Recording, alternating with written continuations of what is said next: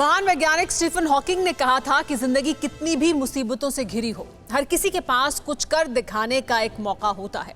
America के नए नवेले राष्ट्रपति जो बाइडेन भी उसी मौके के मुहाने पर हैं, जहां से रूस के साथ दशकों पुरानी रंजिश को खत्म किया जा सकता है। स्विट्जरलैंड के जिनेवा शहर में दुनिया के दो सबसे ताकतवर नेताओं की मुलाकात हुई। 2 राउंड की बातचीत करीब 4 घंटे तक चली। व्हाइट हाउस की गद्दी संभालने के बाद बाइडेन पहली बार पुतिन से मिले। मीटिंग से पहले दोनों नेताओं ने फोटो खिंचवाई, हाथ मिलाए, लेकिन क्या दिल भी मिले? सबसे बड़ा सवाल यही है। सवाल यह भी है कि बातचीत का जो भी नतीजा निकलेगा, क्या रूस और अमेरिका को कबूल होगा? क्योंकि जिस वक्त जिनेवा में सबसे बड़ी मुलाकात हो रही थी, उसी वक्त अमेरिका और रूस को सबसे बड़ा झटका देने के मिशन में कैसे जुटा था, इस सुपर एक्सक्लूसिव रिपोर्ट में देखिए।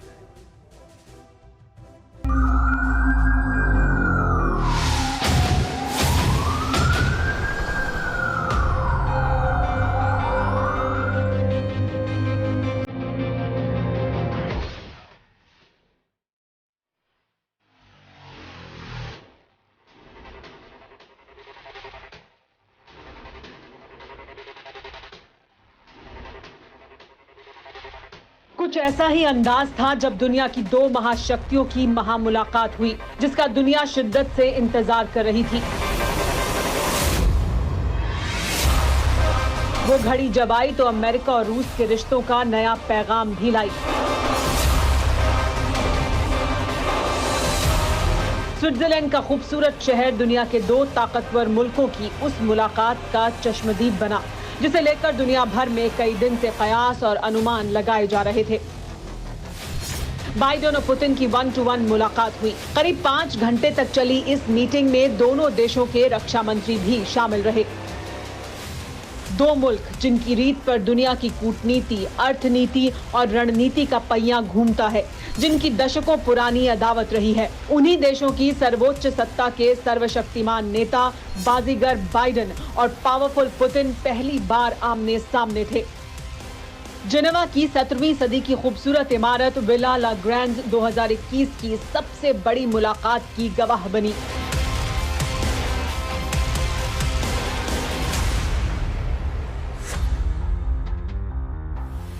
बाइडेन ने क्या कहा, पुतिन क्या बोले, दोनों ने क्या बातें की, मुद्दा ये नहीं है। सवाल तो ये है कि दोनों नेताओं की इस मुलाकात का ठोस नतीजा निकलेगा। क्या इस महामुलाकात से रूस और अमेरिका में तनाव कम हुआ? क्या जो बाइडेन और व्लादिमीर पुतिन के बीच तल्खी कम हुई? शीत युद्ध की बर्फ पिघली या टेंशन का नया चैप्टर शुरू हो चुका है? या ये सुपर पावर की गद्दी को चुनौती देने से पहले रूस की रणनीति का हिस्सा है? ये सवाल इसलिए क्योंकि बाइडेन और पुतिन की मुलाकात ऐसे वक्त में हुई जब अमेरिका और रूस के रिश्ते फिर से शीत युद्ध की दहलीज पर हैं। दोनों देशों में तनातनी सबसे नाजुक दौर से गुजर रही है। इसीलिए बाइडेन ने मुलाकात से पहले ही पुतिन को चेता दिया था। अगर पुतिन समर्थन नहीं करने पर अड़े रहते हैं और साइबर सुरक्षा समेत बाकी और मुद्दों पर उनका रवैया पहले की तरह ही रहता है, तो हम जवाब देंगे। ऐसे कई तीखे बयान देकर बाइडेन ने पुतिन पर प्रेशर बनाने की कोशिश की, जिसका थोड़ा सा असर मुलाकात के दौरान भी नजर आया। मीटिंग के लिए रूस के राष्ट्रपति पुतिन पहले पहुंचे, जिसके थोड़ी देर बाद अमेरिकी राष्ट्रपति जो बाइडेन का काफिला मीटिंग वाली जगह ला ग्रांड पहुंचा। स्विस प्रेसिडेंट बाइडेन को विला के भीतर ले गए।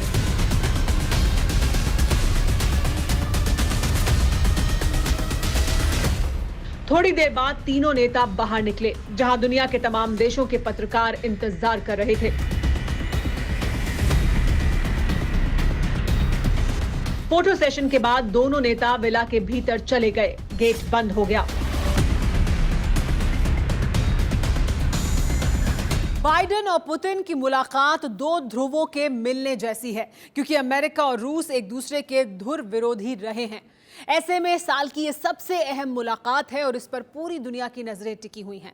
लेकिन हम इसकी राजनीति में नहीं जाते हैं, ये जरूर समझने की कोशिश करते हैं कि इस मुलाकात का क्या कोई असर होगा।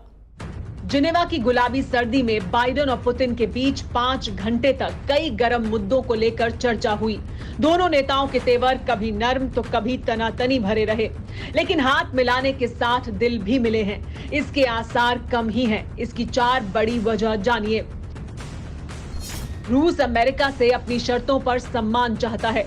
अमेरिका इसके लिए तैयार नहीं होगा। वहीं अमेरिका चाहता है कि यूक्रेन से रूस दूर रहे। मॉस्को के लिए ऐसा करना मुश्किल है। रूस चाहता है कि अमेरिका उसे बराबरी का हक दे। अमेरिका ऐसा नहीं कर सकता है। अमेरिका चाहता है कि रूस चीन पर कोरोना वायरस के ओरिजिन को लेकर दबाव बनाए। रूस ऐसा नहीं कर सकता। जिस रूस ने 1.5 साल के दौरान एक बार भी कोरोना को लेकर चीन पर सवाल तक नहीं उठाए हों, वहीं पुतिन बाइडेन की बातों में आकर जिनपिंग से खामोखा की अदावत मोल ले ही नहीं सकते। ये सब बातें अमेरिका भी जानता है। रूस को भी पता है कि मुलाकात हो रही है, बात हो रही है, लेकिन दोनों देशों को ये भी पता है कि इसमें नया कुछ भी नहीं है। नई बात तो यह है कि जिस वक्त बाइडेन और पुतिन की मुलाकात चल रही थी, उस वक्त अमेरिका अपने अफ्रीकी दोस्तों के साथ मिलकर रूस के सबसे ताकतवर हथियार S-400 को मार गिराने की प्रैक्टिस कर रही थी।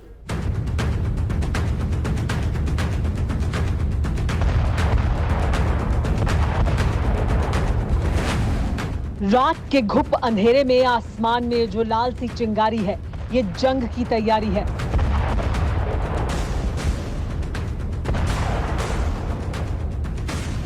अब युद्ध किससे होगा ये तो पता नहीं, लेकिन अमेरिका ने इसका हल्का सा इशारा तो दे ही दिया है। जिनेवा में बाइडेन और पुतिन मिल रहे थे, तब अफ्रीका के रेगिस्तान में अमेरिकी फौज बारूदी ताकत दिखा रही थी।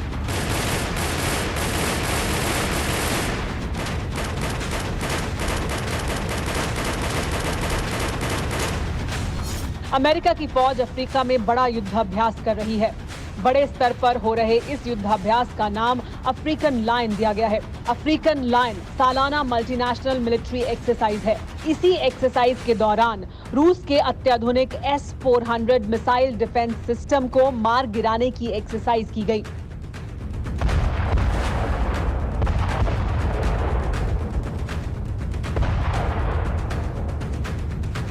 अमेरिका ने इस रूसी ब्रह्मास्त्र को मार गिराने का अभ्यास अफ्रीका के मोरक्को में किया है। खास बात यह है कि अमेरिका ने इसे लेकर कोई जानकारी साझा नहीं की है, लेकिन इस एक्सरसाइज को लेकर 2 मिनट का एक वीडियो जारी किया गया है, जिसमें अमेरिकी कमांडर को 2 S-400 मिसाइल डिफेंस सिस्टम को निशाना बनाने की बात साफ सुनी जा सकती है।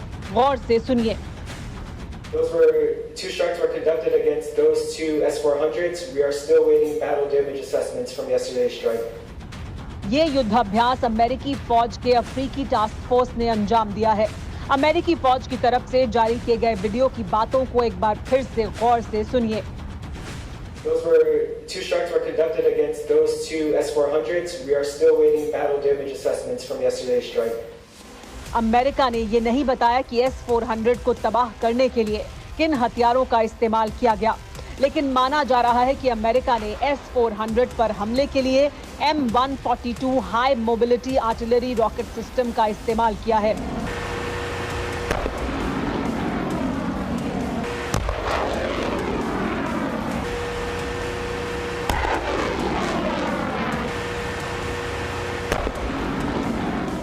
S-400 रूस का सबसे आधुनिक हथियार है। ये बहुत आधुनिक होने के साथ साथ बहुत ताकतवर है। रूस से कई देशों ने इसे खरीदा है। अमेरिका को यही बात खलती है और इसी वजह से अमेरिकी फौज रूस के इस ब्रह्मास्त्र को टारगेट करने की तैयारी करती रही है।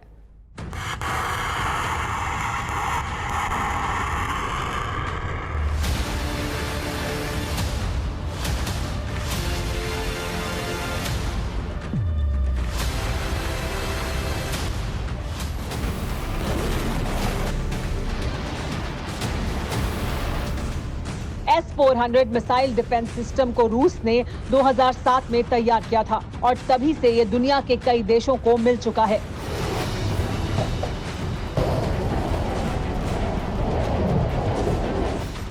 हमारे देश को भी रूस से ये ब्रह्मास्त्र जल्द मिलने वाला है।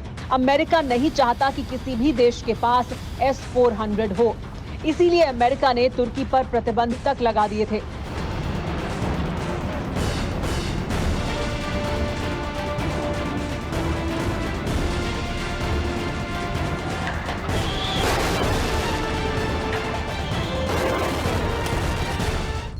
सवाल यह है कि अमेरिका को S-400 डिफेंस सिस्टम से चिढ़ क्यों है? क्या अमेरिका रूस के इस हथियार को तबाह करना चाहता है? असल में रूस की तरह ही अमेरिका भी दुनिया भर में हथियारों का बड़ा कारोबारी है। रूस के S-400 की तरह अमेरिका के पास पैट्रियट 2 मिसाइल डिफेंस सिस्टम है, लेकिन इसकी मारक क्षमता पर सवाल उठते रहे हैं। इसके अलावा ये रूस के S-400 से 2 गुना महंगा है।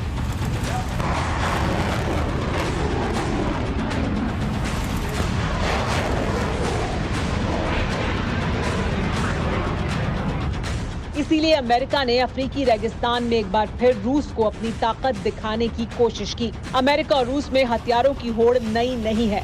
रंजिश का ये सिलसिला शीत युद्ध के दौर से ही चला आ रहा है, जिसकी तपिश कम करने की कोशिशें पहले भी हुई हैं। ओबामा से लेकर ट्रंप तक ने पुतिन से मुलाकातें की, लेकिन नतीजा सिफर रहा।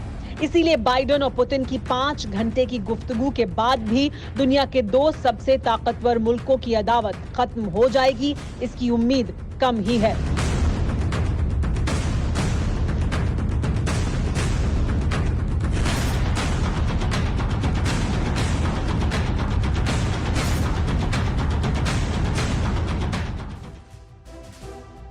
रूस और अमेरिका के रिश्ते हमेशा से उस रेगिस्तान की तरह रहे हैं जहां बर्फ तो गिरती है लेकिन बारिश नहीं होती।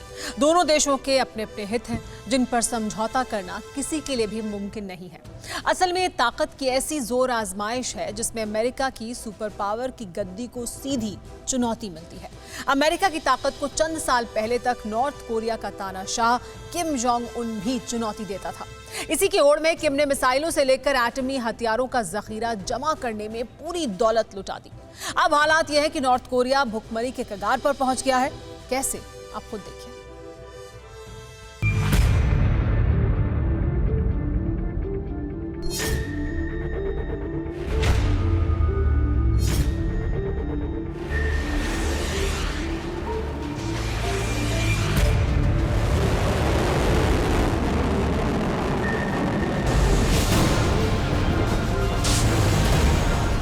बम बारूद की सनक, एटमी मिसाइलों का जुनून।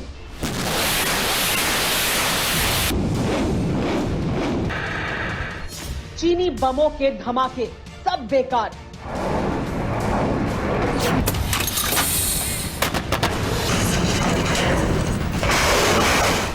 बारूदी नगरी में अकाल पड़ गया है। खबर बहुत बड़ी है। जिनपिंग का जिगरी यार दाने दाने का मोहताज हो गया है। उत्तर वाले तानाशाह का मुल्क भूखों मरने के कगार पर पहुंच चुका है। इस बात का कबूलनामा खुद सन की किम ने किया है। नॉर्थ कोरिया में 1990 जैसे अकाल के हालात हो सकते हैं। उत्तर कोरिया की 60% आबादी भूखमरी की शिकार हो चुकी है। हालात ये हो चुके हैं कि किम ने लोगों का पेट भरने के लिए पालतू जानवरों का मांस परोसने का फरमान दिया है। उत्तर कोरिया के वजूद में आने के बाद से ये दूसरा मौका है जब तानाशाह की गुलाम आवाम भूखों मरने के कगार पर पहुंच गई है। सवाल यह है कि नॉर्थ कोरिया में नर्क जैसे हालात क्यों बने? इसकी 2 बड़ी वजह हैं। पिछले साल आए तूफान में फसलें पूरी तरह चौपट हो गईं, जिसकी वजह से खाद्यान्न उत्पादन में 50% तक की कमी आई है। कोरोना वायरस की वजह से नॉर्थ कोरिया में साल भर से लॉकडाउन है। नॉर्थ कोरिया के पड़ोसी देशों से लगते बॉर्डर पर सख्त पाबंदी है। नॉर्थ कोरिया में ज्यादातर अनाज चीन से आता है, लेकिन सीमा सील होने से चीन की रसद भी किम की कंट्री में नहीं पहुंच रही। दूसरी तरफ नॉर्थ कोरिया में आई बाढ़ ने सारी फसलें तबाह कर दी। लोग भूख से बिलबिला रहे हैं।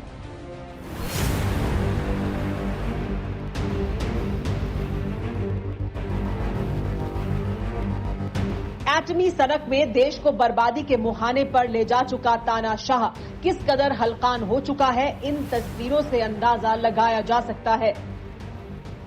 5 फुट 8 इंच लंबे किम का वजन पहले 140 किलोग्राम था। माना जा रहा है कि किम का वजन अब 20 किलो तक कम हो गया है। किम के हाथ में घड़ी पहले से ढीली हो गई है। चेहरा पतला लग रहा है। इन तस्वीरों के सामने आने से एक बार फिर कयास लगने लगे हैं कि तानाशाह किसी गंभीर बीमारी की जकड़ में आ चुका है। वैसे भी किम के पुरखों ने भी बीमारियों से ही दम तोड़ा था। पहले सीमाएं बंद होने से कारोबार ठप पड़ा, उसके बाद बाढ़ और तूफान ने मारा। कोरोना काल ने तो आखिरकार उत्तर कोरिया की कमर पूरी तरह से तोड़ दी है। लेकिन कोरोना काल से पहले भी पिछले साल से ही उत्तर कोरिया के हालात इसी तरह के बने हुए हैं। पिछले साल अगस्त में ही किम ने कुत्तों को मारने तक का फरमान जारी कर दिया था। जुलाई का शुरुआती हफ्ता किम सबसे छोटी एटमी मिसाइलों की टेस्टिंग में लगा था। उस वक्त ही नॉर्थ कोरिया के दाने खत्म हो गए थे, लेकिन चीन लगातार सनकी को अमेरिका के खिलाफ भड़का रहा था। चीन को पता था कि मेंटल मार्शल ने खुद बॉर्डर सील किया है। नॉर्थ कोरिया कोरोना के डर से चीन से रोटी भी नहीं मांगेगा। ऐसे में किम ने जुलाई में ही नॉर्थ कोरिया में डॉग्स पालने पर पाबंदी लगा दी थी। चीन की तरह ही नॉर्थ कोरिया भी उन चंद मुल्कों में है जहां कुत्तों का मीट चाव से खाया जाता है। प्योंगयांग में डॉग रेस्टोरेंट की भरमार है। नॉर्थ कोरिया में सालाना 15 लाख डॉग मारे जाते हैं। साउथ कोरिया में सालाना 10 लाख कुत्ते पाले और मारे जाते हैं।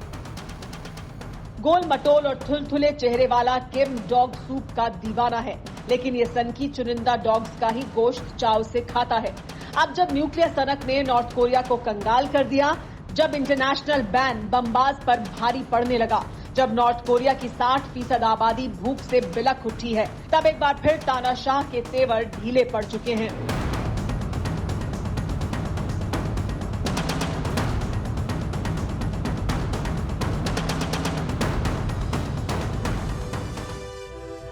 और अब बात एक और अहम खबर की करते हैं। मकड़ियों के जाले आप अपने घर और आसपास यूं ही देखते होंगे, लेकिन क्या आपने कभी सोचा है कि किसी देश के लिए मकड़ियों का जाल उसकी मुश्किलों का सबब बन जाएगा?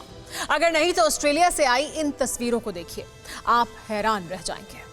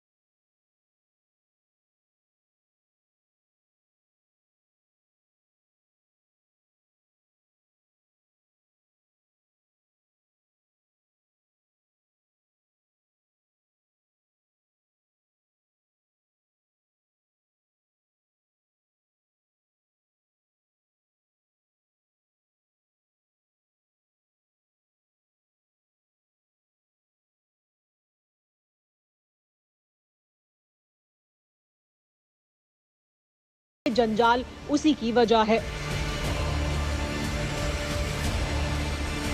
फिक्र आपकी, सोमवार से शुक्रवार रात 9 बजे सिर्फ TV9 भारतवर्ष पर।